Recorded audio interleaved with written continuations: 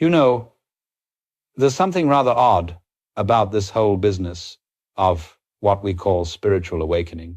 Most people approach it as though it were the final project on the great curriculum of life, the last trophy to be won before they can finally relax and say, I've made it. But the delicious paradox, you see, is that the very one who wants to awaken is precisely the one who cannot. Because that someone is the dream itself, the character inside the play trying to write its own ending. We are terribly serious about our awakening. We read the books, attend the retreats, practice the right breathing, the right posture, even the right expression of peaceful detachment. We say, I'm not like those worldly people anymore, I'm on the path. But the moment you think you're on a path, you've created a distinction between you and the goal, as though truth were somewhere else and you were a pilgrim trudging toward it. That's the first bit of cosmic mischief. You see, the universe loves hide and seek. It is the oldest game in town. The self with a capital S pretends to be all these little selves, these actors with names and nationalities and anxieties, just for the sheer joy of rediscovering itself. And the discovery isn't serious at all. It's more like remembering the punchline to a joke you told yourself and somehow forgot. So awakening, my friends, is not an achievement. It's not another merit badge to add to your spiritual uniform.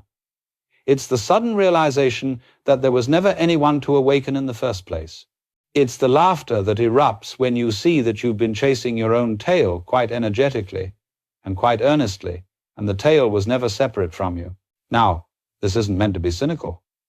On the contrary, it's wonderfully freeing. Because the moment you see the joke, you drop the heavy burden of self-improvement. You stop trying to fix the mirage. You stop taking the dream so seriously. You find, perhaps for the first time, that life with all its absurdity and impermanence is playful. It's a dance, not a duty. But of course, to reach that ease, one must first see through a few tricks of the mind, what we might call illusions. These are not sins or mistakes. They are simply misunderstandings, useful fictions that have run past their expiration date. Every human being inherits them, nurtures them, and finally, if fortunate, laughs them out of existence. They are the scaffolding we build around ourselves to feel safe, important, and in control, until one day we realize the building was never under construction at all. In this talk, I'd like to walk with you through 7 such illusions, 7 bits of cosmic stagecraft that keep the play going. And as we look at each one, not to judge or condemn them, but to watch how they dissolve under the light of understanding. Because awakening is not about smashing the illusions violently, it's about seeing that they were never real to begin with. So let us begin where all mischief begins, with the very first illusion, the belief that you are the one in control. You see, one of the oldest delusions in the human mind is that we are in control. We imagine ourselves sitting in the driver's seat of life, hands firmly on the wheel, eyes on the road, planning every turn, every destination. We call this being responsible, being mature. But it's really just a magnificent act of make-believe, a kind of cosmic child playing at being an adult. Now, I don't say this to insult you. It's rather delightful that we think this way, because the universe itself is playing this game through us, pretending to be a collection of little captains steering their individual ships through the great ocean of time. But have you noticed, my friends, that the sea has never asked your permission for a single wave? Look at your own life. Did you choose your parents, the language you speak, the time in history you were born into? Even this breath you are taking right now, are you doing it? Or is it doing itself? The truth is, you are more like a melody being played than a musician doing the playing. And the moment you realize this, a great weight lifts from your shoulders. You see, control is the first illusion because it gives us the comforting idea that life is something we manage, like a business or a machine. But life isn't mechanical, it's organic, fluid, spontaneous. It doesn't move in straight lines. It dances. And dancing doesn't require control. It requires rhythm. The great mistake we make is thinking that letting go means chaos. But surrender isn't collapse, it's cooperation. The surfer does not control the wave. She learns to ride with it. The artist doesn't command inspiration, he allows it to move through him. Even the heartbeat, the pulse of your own being, is happening to you, not by you. When you begin to notice this, something marvelous happens. You stop fighting the river. And it's funny, isn't it, that as soon as you stop trying to force life into your idea of how it should be, it begins to unfold more harmoniously on its own. That's because you and the flow were never two things. The idea of me controlling life is like a whirlpool trying to control the river. Beautiful nonsense. And here's the cosmic joke. The more you try to control, the less you actually live. You become tense, fearful, always on guard, like a man trying to hold water in his fists. But water, you see, can't be grasped. It can only be cupped, received, allowed. This is why so many of us are anxious. We are resisting the movement of the cosmos, trying to make the spontaneous predictable, trying to domesticate the wild. But the universe has been doing just fine for billions of years without our supervision. It knows how to grow trees, how to move clouds, how to keep stars burning, and yet, here we are, worrying about whether we're on schedule. When you drop this illusion of control, you don't become passive, you become alive. You start to notice the current carrying you. You begin to trust the intelligence that beats your heart and spins the galaxies. You begin to see that every so-called decision, every apparent accident, every meeting and loss is the dance itself, intricate, mysterious, whole. So when you catch yourself tightening your grip, trying to hold on to people, to plans, to outcomes, remember the simplest truth. You are the wave, not the one pushing the sea. And once you see that, you laugh. A deep belly laugh that comes from knowing you were never the manager of existence, but its magnificent expression. You never controlled life. Life has always been expressing itself as you. And that, my friends, is where the great relaxation begins. You see, once you've begun to suspect that you're not really in control of things, the mind plays its next card, the need for security. If we can't steer the ship, at least, we think we can build a nice, sturdy cabin, lock the doors, and pretend the ocean will never get rough again. And that, you see, is the second illusion, that somewhere, somehow, there is such a thing as permanent safety. The human being is an extraordinary creature in this regard. We are the only animal that builds its own prisons out of comfort. A cat stretches in the sun without wondering if there will be sun tomorrow. A bird sings without any guarantee that it will find another worm. But we are clever. We invent insurances, contracts, savings accounts, reputations, religions, all elaborate schemes to assure ourselves that life won't surprise us. And yet, of course, it always does. We want guarantees in a universe that never signed a contract. Everything that exists, from the stars above to the cells within you, is in constant motion, shifting, dancing, changing form. Even mountains, those symbols of eternity, are slowly breathing themselves into dust. And yet, the mind says, surely I can last. My plans, my possessions, my beliefs, these will keep me safe. But look closely. What we call safety is merely a refusal to look at change. It's rather like trying to stop the tide by drawing a line in the sand and saying, now stay there. And the tide, being perfectly polite, just smiles and comes in anyway. Security, my friends, is a marvelous illusion because it hides in noble disguises. We call it prudence, we call it responsibility, we even call it love.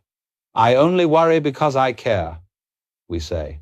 But the truth underneath is fear, fear of loss, fear of death, fear of the unknown. And yet, what is it we truly fear? Not change itself, but our resistance to it. For the strange paradox is that everything we love is only possible because of impermanence. The song moves us because it ends. The sunset dazzles because it fades. Even this moment, passing as I speak, glows precisely because it will never return. To live is to be in constant freefall. The trick is not to find a branch to cling to, but to discover that falling is flying when you trust the air. You see, we've been taught to believe that permanence is the measure of reality. Only what lasts is real, we say. But in truth, it's the other way around. The momentary, the fleeting, the changing, that is life. The attempt to freeze it, to hold it still, is death in slow motion. And so, awakening means realizing that safety is not in walls or wealth or even belief systems, but in flexibility, in the ability to move with the current rather than against it. When you stop demanding that life be secure, it becomes infinitely generous. You begin to see that change is not a thief but a composer, constantly remixing the melody of existence. So, let the tide come in. Let the seasons turn. Let everything that was built to protect you dissolve, for it was never protecting you from life, only from seeing that you are life. You are the very impermanence you fear, the dance itself. And when you know that deeply, security no longer matters, because you've found something even better belonging. Now, once you've grown tired of chasing security, the ego tries one more clever disguise. It says, if I can't control life, if I can't make it permanent, then at least I can make me special. And thus begins the grand pageant of human striving, the endless attempt to turn ourselves into someone. We do it with titles, achievements, and all sorts of little badges that announce, look at me, I'm important. But the most devious of all, the most subtle, is what happens when the same old ego puts on spiritual robes and declares, now, I am not just somebody, I am awake. You see, it's the oldest game in the book. The ego will gladly renounce money, fame, and power if it can gain holiness instead. It will trade its business suit for a robe, its ambition for enlightenment, but the motive hasn't changed at all. It still wants to stand apart, to feel superior, to be a little closer to heaven than everyone else. I sometimes say they've simply swapped their business cards for prayer beads. And it's true. The same competitive impulse is still humming underneath. Who's more humble? Who's more detached? Who's meditated longer? But humility, when worn as a medal, is just pride in costume. You see, real awakening is not about becoming a better person. It's about seeing that the very idea of being a person was a useful fiction all along. We spend years polishing our reflection, forgetting that the mirror itself is the miracle. The one who wanted to be holy, pure, and special is itself the dream character, the shadow on the wall. But don't be too harsh on it, it's a beautiful part of the play. The desire to be somebody is how the universe experiences growth, ambition, creativity. The mistake is simply in thinking that the character is the author of the play. When you awaken to this, you begin to laugh at your own seriousness. You stop asking, how can I become enlightened? And start wondering, who is this I that thinks it can improve itself? Because the self that strives for perfection is like a shadow trying to stand in the sun. The harder it tries, the more it proves its own unreality. Now, this realization can be unsettling at first. We have built our whole lives on this sense of identity, our name, our history, our triumphs and tragedies. But when you begin to see through it, something extraordinary happens. You become lighter. It's as though you've been wearing a heavy costume all your life, and suddenly you realize you can take it off.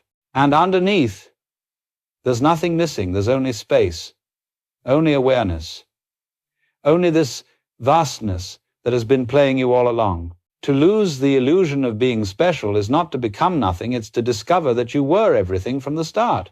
That the spark you called me was never separate from the fire of existence itself. So the point isn't to be superior or even spiritual. It's to be spontaneous, to live as freely as wind, as lightly as laughter, as naturally as sunlight. And when you live that way, you don't become somebody special, you become real. You become what you always were before the mind started keeping score. And that, you see, is the beginning of true simplicity, the kind of simplicity that needs no advertisement. And now we come to one of our favorite illusions, perhaps the most persistent of them all, the idea that salvation lies somewhere ahead, that if only we meditate a little longer, love a little better, save a little more money, or fix the world just right, then everything will finally make sense. We live as if life were perpetually about to begin. You know this feeling, don't you?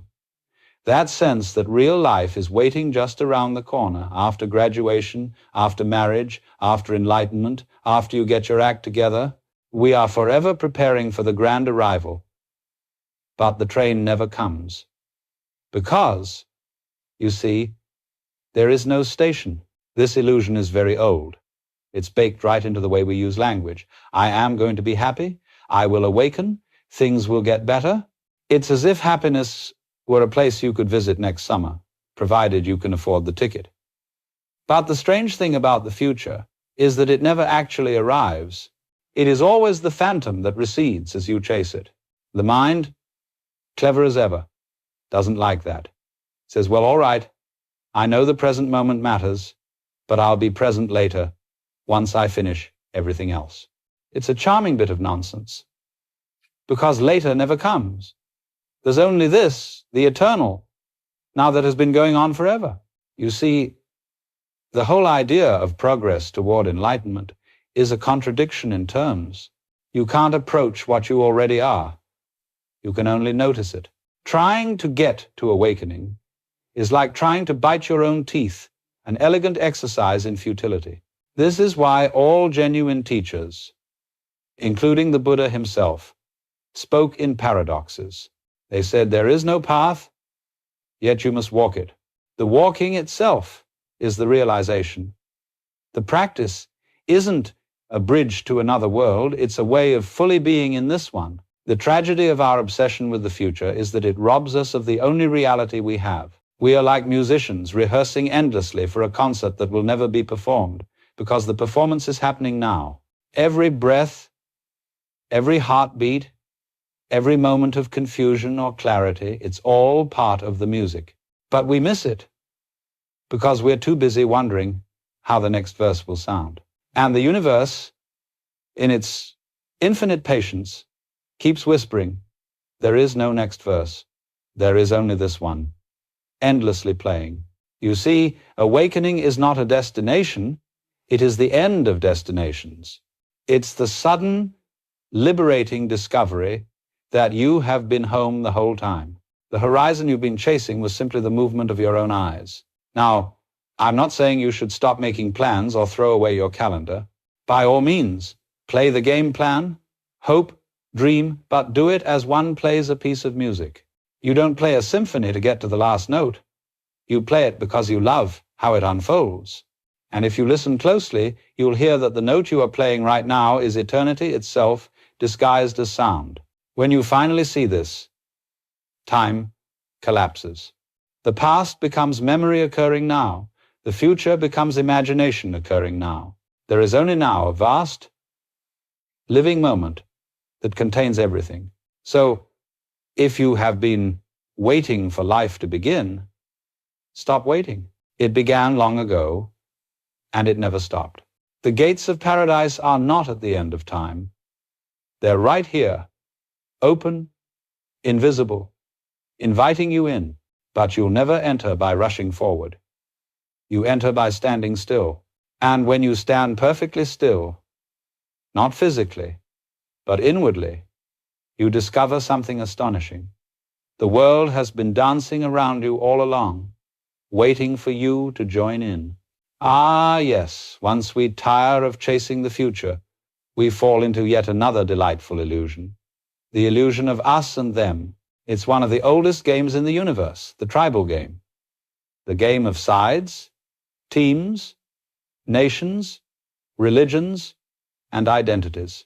And what a fascinating show it is. Flags, anthems, slogans, uniforms, doctrines, all these marvelous symbols waving in the wind, shouting, I belong. Now, I don't mean to mock it entirely. There's beauty in belonging. There's warmth in community. But the trouble begins when belonging turns into believing that the other side is somehow less human, less divine, less right. You see, our egos are very clever. Once they realize that being special alone is exhausting, they form a collective ego. It's much easier to say we're the chosen ones than I am. And so the tribe becomes a larger version of the self, louder, prouder, and infinitely more dangerous. We divide the indivisible. We say, my religion is the true one. My country is the greatest. My people understand what others cannot. And every other tribe, of course, is saying exactly the same thing, which is what makes the game so entertaining for the gods, if you believe in such things. Because they look down and laugh, seeing billions of faces of the same consciousness arguing about which mask is more divine. The tragedy and the comedy is that the more fiercely we defend our tribe, the smaller our vision becomes. It's like standing on a mountaintop and insisting that your little patch of snow is the whole mountain. And yet, if you pause, if you breathe, if you look beyond the boundary, you'll see that it's all one mountain, the same snow, melting into the same streams, feeding the same valleys. The ego loves boundaries because boundaries define it. Without them, there can be no us. Without opposition, there's no identity to defend. That's why we secretly need our enemies. They give us purpose. We might hate them, but we depend on them to know who we are. Imagine the horror of realizing that the other side is simply you wearing a different hat.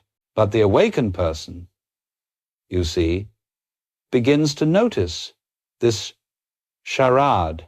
They see that the game of separation is a kind of dance. The one becomes two, the two become 10,000, and all of it is the one still playing with itself. They no longer need to destroy the enemy, because they've seen through the mirror the enemy is simply a reflection that forgot it was a reflection. When you truly see this, something remarkable happens. You stop taking sides, not because you don't care, but because you care too much to keep pretending that caring means choosing who deserves love. You can still have preferences. You can still say, I like this culture, this tradition, this way of life, but you no longer believe that any of it makes you superior. It's all the same life, wearing different costumes, singing in different accents. You see, the game of the tribe and the enemy is how the universe explores contrast. Light needs dark, melody needs silence, and we need them until the moment comes when we wake up and realize that the distinction was always part of the same cosmic heartbeat. It's the same breath inhaling as us and exhaling as them. So the wise person doesn't reject the tribe, they simply don't get hypnotized by it. They play along for the joy of the play, not the fear of exclusion. They can raise a flag, but they know it's just cloth fluttering in the wind, not the edge of the world. When you see through this illusion, you no longer have enemies, you only have mirrors. And what a relief that is, because once you stop fighting reflections, the world becomes astonishingly peaceful. You no longer need to defend your patch of snow, you can enjoy the whole mountain. And from that altitude, my friends, all tribes dissolve into one, the tribe of life itself. Now we arrive at a very intimate illusion, one so close to home that it feels almost impolite to question it. The illusion that you are your personality. This is perhaps the most convincing trick of all. From the moment you could answer to a name, You began collecting labels: clever, shy, kind, anxious, ambitious, spiritual, not spiritual enough, and you built a little shrine around those descriptions. You said, "This is me," and you believed it. But let's examine this carefully. Who told you who you are? Did you design your face? Did you choose your temperament? Did you pick your fears from a catalog? No, all of this simply appeared, as clouds appear in the sky, as songs arise unbidden in the mind. The personality is not the author, it's the echo. You see, the word person comes from the Latin persona, which means mask. It referred to the mask actors wore in Greek theater, the face through which the voice personare would sound. And that, quite literally, is what your personality is. A mask through which life speaks. But we've grown so accustomed to our mask that we've mistaken it for our skin. We adjust it, polish it, defend it, and then panic whenever someone threatens to see behind it. And we say, "Oh, I must protect my reputation, my image, my brand." But do you know what's hiding behind the mask? Everything. The whole mystery of existence is peeking through your eyes, pretending to be a person. When you believe that you are your personality, life becomes a kind of stage fright. Every interaction feels like an audition. Every relationship becomes a performance. You laugh to appear friendly, cry to appear sincere, meditate to appear wise, but all the while, there's a quiet exhaustion in trying to be consistent with a character that never truly existed. And so, the spiritually awake begin to notice something delightful. The mask slips, not all at once, but gradually. You stop pretending to know things you don't. You stop defending opinions you no longer believe. You find that honesty feels lighter than image. And you realize that when you stop trying to impress the world becomes much easier to love. Of course, this doesn't mean you discard the personality altogether. The mask isn't evil, it's part of the game. It allows you to play your role, to speak, to love, to create. But now you wear it loosely, as an actor wears a costume, knowing that when the curtain falls, you'll hang it up with a smile. So what are you, then, if not the personality? You are the awareness behind it, the stage on which the character appears. You are not the mask, you are the silence behind the voice. You are not the mirror image. You are the light that makes the reflection possible. And here's the marvel. When you stop clinging to who you think you are, you become capable of being anyone.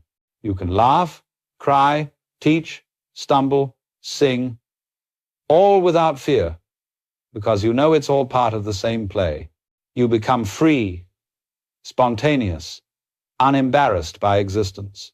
You realize that life never asked you to be consistent, only alive.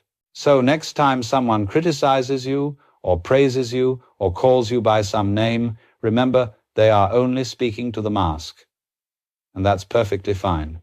But deep within, you can smile quietly, because you know what they cannot see, that the one wearing the mask is infinite and cannot be wounded or flattered by words. And when you know that, the performance becomes pure joy, because then life is no longer about proving who you are, it's about expressing what you are. And what you are is not a role, it's the whole theater. Now we come to the last illusion, the master trick upon which all the others depend. The illusion that you are separate from the universe, that you are a lonely observer looking out from behind your eyes, standing on a little island of flesh surrounded by a vast, indifferent sea. You see, this illusion begins the moment we say I. From that word alone, the world divides. Me and not me. Here and there, inside and outside.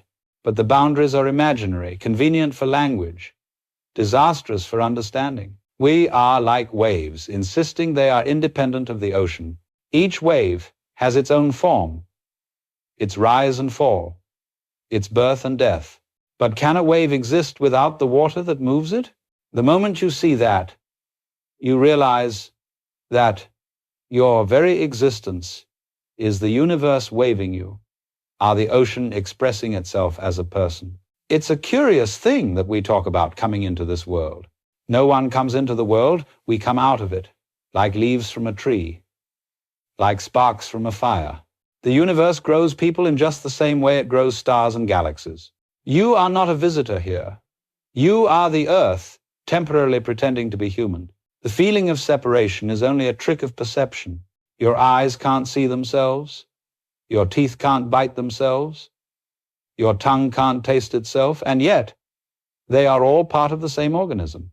Likewise, consciousness cannot step outside of itself to see its own totality, so it dreams of being a part rather than the whole. We call this dream I am me and you are you. And from it spring all our anxieties and our striving, the loneliness, the comparison, the endless search for belonging. But the moment the dream begins to dissolve, when you truly glimpse that the you looking out is the same energy that paints the sunset, moves the tides, and stirs the galaxies, the loneliness vanishes. You see that you were never apart, only pretending. And when you awaken to this, life becomes unspeakably intimate. Every sound, every face, every gust of wind feels like your own heartbeat. You realize that you have never been alone, not for a single breath, because the very air entering your lungs was exhaled by trees, which were fed by light, which was born from the same cosmic explosion that now thinks and feels as you. So, you see, separation is not a sin to overcome, it's a story to outgrow. The whole play of creation depends on it. For without the illusion of division, there would be no meeting, no love, no longing, no return. The one must become two in order to rediscover itself. That's the game, the hide and seek of God with God. And the punchline, the cosmic joke, is that you were never truly lost. The seeker was the sought. The question was the answer in disguise. When you stop searching for connection and simply are, the universe reveals itself as what it has always been, perfectly whole, perfectly complete, perfectly itself. To awaken, then, is not to dissolve into nothingness. It is to realize that nothingness is just a word for everything before it takes shape. You don't disappear. You expand so fully that there is no boundary left to define where you end and the world begins. And in that expansion, you find the deepest peace imaginable. Because what could the universe possibly fear? What could it lack? It dances because it loves to move. It sings because silence wished to hear itself. And you, my friends, are that movement, that music, the infinite pretending, for a while, to be finite. So, when the illusion of separation fades, don't expect fireworks or fanfare. There's just a soft, unmistakable laughter, the laughter of the ocean, remembering that every wave was itself all along. Now, when we speak of awakening, people often imagine it as a grand event, a lightning bolt from heaven, a chorus of angels, or at least a deep cosmic aha that turns everything golden. But the truth, my friends, is far less dramatic and infinitely more beautiful. It is simply the moment of seeing, not seeing in the ordinary sense, but the quiet dawning of understanding that nothing was ever hidden. The veil lifts, not because someone tears it away, but because you realize there was never a veil at all. It's like rubbing your eyes after sleep. Everything that seemed foggy was only your own dream. People ask me, how do I awaken? What must I do? And I say, you can't do awakening any more than you can do seeing. You don't strain your eyes to see a sunrise. You relax them. You don't manufacture truth. You stop resisting it. You don't pull enlightenment down from the heavens. You allow it to be obvious. The mind, of course, doesn't like this answer. It says, surely there must be a method, a system, a way to earn it. But all methods belong to the very illusion that needs dissolving, the illusion that you are separate from what you seek. Every technique for grasping truth is like a hand trying to grab empty space. The harder you try, the less you hold. That is why the sages have always spoken of surrender, of letting go. But even surrender, you see, is not something you do. It happens naturally, the way sleep comes when you stop trying to fall asleep. The effort ends, and in that ending, something opens, something that was never closed. This moment of seeing cannot be forced, but it can be invited. You invite it each time you stop insisting that reality be otherwise. You invite it each time you allow things to be just as they are, messy, glorious, ordinary. For reality, left to itself, is already awake. Awakening is not the acquisition of something new. It's the recognition of what has always been the case. When you see that, your whole relationship to life changes, not because life changes, but because the one who demanded change has vanished. There is a kind of laughter in that realization, but it's a silent laughter, the kind that shakes no shoulders and needs no sound. It is the laughter of the ocean, remembering that it was never a prisoner of its waves. Now, this seeing does not mean you walk around in a permanent state of bliss. You still stub your toe, you still forget your keys, you still cry at funerals and laugh at absurd jokes, but something subtle shifts. The background of resistance dissolves. You no longer divide experience into good and bad, sacred and profane. Everything, from the smell of coffee to the ache of loss, becomes equally miraculous. And so, my friends, don't chase the flash or the thunderbolt. The real awakening is often quiet, a soft click inside the heart when the machinery of struggle stops. No drum roll, no declaration, only a stillness so vast that you recognize it as yourself. Once this is seen, there's nothing left to prove, nowhere to arrive, no one to become. You simply live not as a seeker, not as a saint, but as life itself, moving freely, effortlessly, playfully. The search ends not in a bang, but in a sigh, the gentle exhale of existence recognizing itself. And from that sigh, the world begins again, not as a problem to solve, but as a poem to be recited, line by line, breath by breath. And so, after all this talk of illusions, of seeing through the game, what remains? You might imagine that when awakening occurs, the curtain falls, the lights go out, and everyone goes home. But no, the show goes on. The play continues. Only now you know it's a play. You see, the purpose of awakening is not to escape the dream, but to enjoy it. Before, you were lost in it, suffering, because you believed every tragedy was real, every insult eternal, every loss final. But once you see through it, you find you can still love the story. In fact, you love it more, because now you know it's all a divine improvisation. You pay your taxes, you brush your teeth, you argue with your friends, but beneath it all there's a deep ease, a quiet amusement. You know that you're not the character trying to win or lose, but the author delighting in the plot. And that makes you light. You move through life as a dancer moves through music, not to reach the end of the song, but for the sheer joy of moving. You see, the awakened person still feels everything. They still cry at funerals, still laugh at bad jokes, still worry about the weather. The difference is that none of it sticks. The emotions come and go like waves, sincere, full, but free. Pain is allowed, joy is allowed, and even confusion is allowed, because everything is recognized as part of the same divine rhythm. To live lightly in the dream means you no longer need the world to be perfect in order to love it. You can embrace the mess without needing to tidy it up. You can forgive yourself without needing to become someone else. And you can meet others without demanding that they understand what you see, because you know they too, are the universe pretending not to know, pretending to be small, pretending to be serious. The game of awakening is eternal.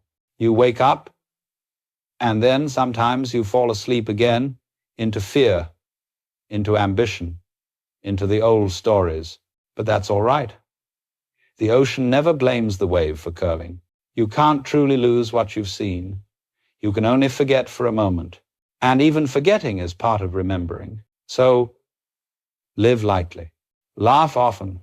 Take nothing too seriously, least of all yourself. When someone offends you, smile. It's only one wave bumping into another.